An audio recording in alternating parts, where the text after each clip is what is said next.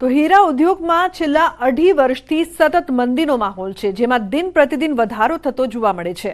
જેથી બોટાદ જિલ્લા diamond association દ્વારા હીરા ઉદ્યોગ સાથે જોડાયેલા કારખાના માલિકો સાથે બેઠક યોજી હતી, જેમાં જરૂરિયાતમંદ રત્ન કલાકારોને જેમ્સ એન્ડ જ્વેલર્સ મુંબઈ તેમજ ડાયમંડ એસોસિએશન બોટાદના સહયોગથી કિટ આપવાનું નક્કી કરાયું છે। જિલ્લામાં આશરે 1200 થી વધુ કારખાનામાં 70,000 લોકો રત્ન કલાકાર તરીકે કામ કરે છે। હાલ મંદીનો માહોલ હોવાથી તે લોકોમાં ચિંતાનો માહોલ છે, જેથી જેમ્સ એન્ડ જ્વેલર્સ દ્વારા 50 લાખ તો બોટાદ ડાયમંડ એસોસિએશન દ્વારા 15 લાખ મળી કુલ 65 લાખના ખર્ચે જેમની આર્થિક પરિસ્થિતિ ખૂબ નબળી હોય તેવા લોકોને આવનાર દિવસોમાં રાશન કીટ માટે આયોજન કરવામાં આવ્યું છે, જે વિશે બેઠકમાં ચર્ચા કરાઈ હતી। બોટાદના તમામ કારખાનાના શેઠશ્રીઓને બોલાવવામાં આવ્યા હતા। Gems and jewellery national relief foundation મુંબઈથી 50 લાખ રૂપિયાની એક સહાય આવી છે। બોટાદ જિલ્લા ડાયમંડ એસોસિએશન વતી 15 લાખ રૂપિયા ફંડ ભેગું કર્યું। ટોટલ 65 લાખ રૂપિયાનું ફંડ ભેગું કરી અને રત્ન કલાકારો ભાઈઓ બહેનોમાં જે સામાન્ય માણસ હોય એના માટે કીટ વિતરણ બાબત ચર્ચા કરવાની હતી। તો આશરે 6000 જેટલી કીટ બનાવવા જઈ રહ્યું હોય બોટાદ જિલ્લા ડાયમંડ એસોસિએશન। બોટાદની સ્થિતિ એવી છે ભાઈ કે ખરેખર બહુ ભયંકર મંદી જેવો પિરિયડ ચાલે છે। ઉપરથી કાચાની પૂરેપૂરું કાચું મળતું નથી, મોંઘા ભાવે કાચું મળે છે। તૈયારમાં કોઈ ગ્રાહક છે નહીં, એટલે તૈયાર કોઈ લેતું નથી। પોતાના ક્રેડિટ ઉપર પણ ખરાબ અસર પડે છે, એને ઘર ચલાવવા માટે પણ મુશ્કેલી છે, એટલે ન કરવાના પણ કામમાં એવડા આડાવાળા કામમાં લાગી જાય છે। આજે ખેતીવાડીની અંદર પણ ઘણા બધા માણસો વ્યાઈ ગયા, મજૂરી કામ કરવા પણ ઘણા બધા વ્યાઈ ગયા છે। જે દિવાળી પહેલાં કારીગરો હતા એની કરતાં અત્યારે 50% કારીગરો આ હીરાની અંદર અત્યારે છે નહીં, તો કારીગરો ઘણા બધા આમાંથી ઘટી ગયા છે। તો દ્વારકાના દ્વારકાધીશ જગત મંદિરમાં મળતા પ્રસાદને ઉત્તમ ક્વોલિટીનું જાહેર કરાયું છે।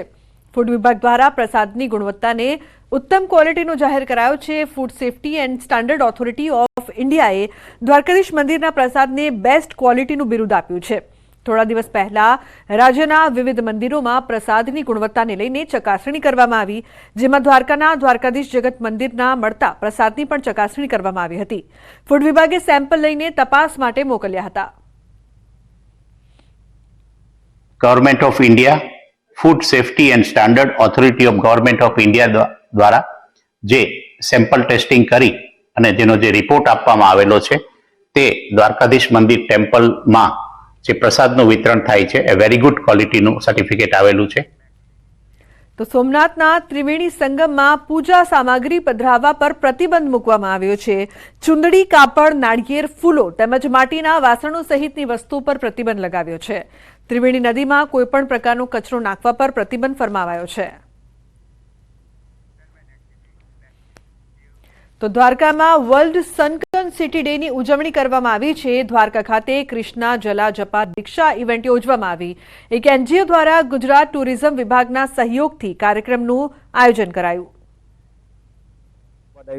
करके जल जपा श्री कृष्ण भगवान का जल जपा दीक्षा कर लिया है और हम ये भी फील कर रहे हैं कि हमारे साथ कोई अंदर है और वो साथ दे रहे हैं और हम सबको भरोसा दे रहे हैं कि अच्छा ये होने के लिए हम जल जपा माला लेके माला को करने के लिए जपा करने के लिए अच्छा हेरिटेज नगरी जे खास समुद्रमा छे एनो थी बधा परिचित थाय एनी जानकारी मळे, एनुं प्रमोशन थाय, एना माटे आ संस्था खास करीने जे कृष्ण भगवानનું એક કેમ્પેન ચલાવે છે। સમાચારનો પ્રવાહ યથાવત રહેશે। હાલ રોકાઈશું એક બ્રેક માટે। આપ જોતા રહો ન્યૂઝ 18 ગુજરાતી।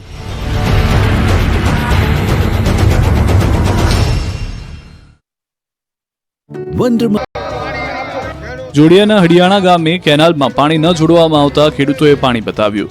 જામનગરના જોડિયા તાલુકાના હડિયાણા ગામમાં કેનાલમાં પાણી ન છોડાતા ખેડૂતોએ અર્ધનગ્ન થઈ વિરોધ કર્યો। શિયાળુ પાકની પિયત માટે પાણી ન છોડાતા રોષે ભરાયેલા ખેડૂતોએ અનોખી રીતે વિરોધ કર્યો।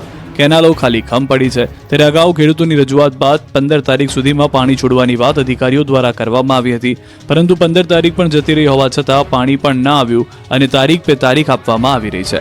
બીજી તરફ કેનાલોમાં સાફ સફાઈ નથી કરાતી, ત્યારે રજૂઆત કરી કંટાળેલા ખેડૂતોએ અનોખો વિરોધ વ્યક્ત કરી કેનાલની સફાઈ સાથે પાણી આપવામાં આવે તેવી માંગણી કરી.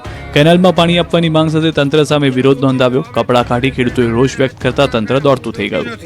આરટી અંતર્ગત ગરીબ વિદ્યાર્થીઓને પ્રવેશ આપવામાં ન આવતા સુરતના વાલીઓએ વિરોધ કર્યો. કડકડતી ઠંડીમાં સુરતના અડાજણના ભૂલકા ભવન સ્કૂલ ખાતે વાલીઓ પહોંચી ગયા. સ્કૂલની દાદાગીરી સામે હલ્લાબોલ કરીને વિરોધ પ્રદર્શન કરવામાં આવ્યું. આરટી અંતર્ગત વિદ્યાર્થીઓના પ્રવેશ મેળવનાર વાલીઓએ હલ્લાબોલ કર્યો. વાલીઓનો આરોપ ભૂલકા ભવન સ્કૂલના સંચાલકો દાદાગીરી કરી રહ્યા છે તેને લઈને છે. આરટી અંતર્ગત પ્રવેશ મેળવનાર વિદ્યાર્થીઓને એલસી આપવાની ધમકી આપવામાં આવી. આરટીમાં ખોટી આવક બતાવી એડમિશન લીધું હોવાનું સ્કૂલે કારણ જણાવ્યું. આરટીમાં 1,20,000ની આવક હોય તો વિદ્યાર્થીઓને એડમિશન મળે છે. સ્કૂલે જણાવ્યું કે વાલીઓની બેંકોમાં લાખોની લોન ચાલે છે, એટલે વાલીઓ ગરીબી રેખા નીચે આવતા નથી, એટલે સ્કૂલ એલસી આપવાની ધમકી આપી, જેથી વાલીઓ હોબાળો મચાવ્યો. બીજી તરફ અડાજણની શાળાના હોદ્દેદારોએ વાલીઓના આક્ષેપોને ફગાવ્યા. શાળાના પ્રમુખ અને આચાર્યએ કહ્યું કે અમારા તરફથી કોઈ એલસી આપી દેવાની ધમકી આપી નથી. અમારા તરફથી 11 ફાઇલો ડીઈઓ ઓફિસે મોકલવામાં આવી હતી. ડીઈઓ તરફથી કેટલાક આરટી હેઠળ એડમિશન રદ કરવાનો હુકમ કર્યો છે. શાળા તરફથી ક્રોસ તપાસ કરવામાં આવી હતી, જેમાં વાલીઓની વાર્ષિક આવક 1.5 લાખથી વધુ હોવાનું સામે આવ્યું. વાલીઓએ વિદેશ પ્રવાસ પણ કર્યો. વાલીઓ દર મહિને ઓટો રિક્ષાનું 2,000 જેટલું ભાડું ચૂકવે છે, જેની સામે સરકાર અમોને વાર્ષિક 13,000 ચૂકવે છે. વાલીઓના ઘરે તપાસ કરતા ઘરોમાં એસી મળી આવ્યા છે. 3 માળના પાક્કા મકાનો વાલીઓને છે. વાલીઓએ બેંક સ્ટેટમેન્ટ પણ ખોટા આપ્યા છે. સામાન્ય રીતે પ્રાથમિક સુવિધાના કામનો ખર્ચ મહાનગરપાલિકા ભોગવતી હોય છે, પરંતુ સુરતમાં મહાનગરપાલિકાના કોન્ટ્રાક્ટરે ડ્રેનેજ લાઇન નાખવાના પૈસા લોકો પાસેથી ઉઘરાવ્યા. આવા કારનામા વરાછા એ ઝોન સોસાયટીમાં કરવામાં આવ્યા છે. અહીં મહાનગરપાલિકા દ્વારા ડ્રેનેજ લાઇન નાખવાનું કામ ચાલે છે. આ કામ કોન્ટ્રાક્ટરને આપવામાં આવ્યું છે, જેના માટે પૈસા પણ મનપાએ આપ્યા છે. છતાં ભ્રષ્ટાચારી કોન્ટ્રાક્ટરે ઘરદીઠ 2,500 થી 3,500 રૂપિયા ઉઘરાવ્યાનો આક્ષેપ થતાં ખળભળાટ મચી ગયો. પાલિકાના અધિકારીઓ અને કોન્ટ્રાક્ટર દ્વારા ડ્રેનેજ લાઇન નાખવા પૈસા લીધાનો વિપક્ષે આક્ષેપ કર્યો. વિપક્ષે કોન્ટ્રાક્ટરનો ભાંડો ફોડતા કોન્ટ્રાક્ટર દ્વારા રૂપિયા પરત કરાયા. ત્યારે આ મામલે ડ્રેનેજ કમિટીના ચેરમેન કેયુર ચપટવાળાએ કોન્ટ્રાક્ટરને શોકોઝ નોટિસ ફટકારી ખુલાસો માંગ્યો. તેમણે કહ્યું કે ઘટનાની ખરાઈ કર્યા બાદ જો કોઈ જવાબદાર જણાશે તો તેની સામે કાર્યવાહી કરાશે. ફરી એકવાર લોકો સિંગતેલ તરફ વળતા હવે ગીર પંથકના ખેડૂતો જ તેલિયા રાજા બની ગયા છે. મગફળી નહીં, હવે મગફળીનું તેલ વેચીને માલામાલ થઈ રહ્યા છે. સુરત પંથકમાં તેલ કાઢવાની મિની મિલો ધમધમતી થઈ છે. આ વર્ષે ગીર સોમનાથ જિલ્લામાં લગભગ 200 થી વધુ મિની મિલો ગ્રામ્ય વિસ્તારોમાં શરૂ થઈ છે અને આશરે 500 ખાંડી મગફળીનું પિલાણ થઈ રહ્યું છે. એક ખાંડી મગફળીમાંથી લગભગ અંદાજે 8 ડબ્બા તેલ નીકળે છે.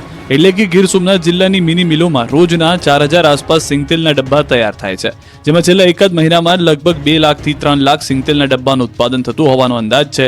લોકો પણ ઘાણીના શુદ્ધ અને સાત્વિક તેલના આગ્રહ રાખી રહ્યા છે. ખેડૂતો પોતાની મગફળી વેચવાને બદલે હવે પિલાણ કરાવી શુદ્ધ તેલ કાઢતા, જેના કારણે ગ્રામ્ય અને શહેરી કક્ષાએ ગાયબ થતી તેલ કાઢવાની મિની મિલોને ફરી એકવાર જમાનો આવ્યો છે. મિની મિલો પર 5-5 દિવસ મગફળી પીલવવા માટે રાહ જોવી પડી રહી છે. ગીરમાં ઘણા ખેડૂતો જાતે જ મગફળી પીલાવી સિંગતેલ પોતાના સગા સંબંધીઓને વેચી રહ્યા છે. ત્યારે આવનાર દિવસોમાં ફરી ગુજરાત અને દેશમાં સિંગતેલનું રાજ છવાય તેવું લાગી રહ્યું છે. ચોમાસું હોય કે શિયાળો કે પછી ઉનાળો, પરંતુ અમદાવાદના રસ્તા પર ભૂવાની બોલબાલા જરૂર હોય. આ વખતે અમદાવાદના રસ્તા પર શિયાળે ભૂવો પડતા વધુ એક વખત ભ્રષ્ટાચારની પોલ ખુલ્લી પડી ગઈ છે.